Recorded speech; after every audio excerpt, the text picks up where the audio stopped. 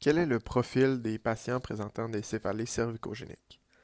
Tout d'abord, la localisation de la douleur, qui, contrairement à l'image présentée sur la diapositive ci présente, n'est pas toujours occipitale. Ensuite, le type de douleur peut nous donner des informations. Si la douleur est pulsatile, on pourrait plutôt penser à une présentation vasculaire.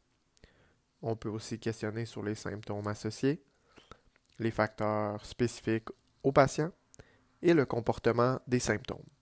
Répondent-ils de façon mécanique? Comment changent-ils lors du stress ou lors des activités de la vie quotidienne? Qu'en est-il de la localisation typique de la douleur pour les céphalées cervicogéniques? Tout d'abord, il est à noter que les maux de tête sont unilatéraux et contrairement à d'autres types de céphalées comme les migraines par exemple, il n'y a pas de changement de côté. De plus, il peut y avoir une douleur ipsilatérale au cou, à l'épaule ou au bras.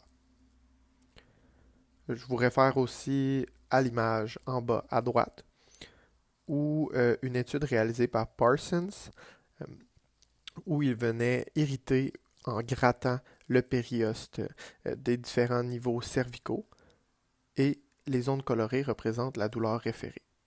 On peut voir qu'en haut des niveaux C2, C3, la douleur référée se trouve principalement au niveau de la tête et en dessous du niveau C2, C3, la douleur référée était principalement dans la région occipitale et au niveau du cou. D'autres caractéristiques des céphalées cervicogéniques, on retrouve une intensité modérée à sévère. D'ailleurs, l'intensité peut être aussi importante que celle d'une migraine. La douleur, contrairement à une migraine, sera non lancinante et, contrairement aux migraines, les épisodes vont être de durée variable. Finalement, la douleur peut être fluctuante tout en gardant un certain caractère continu.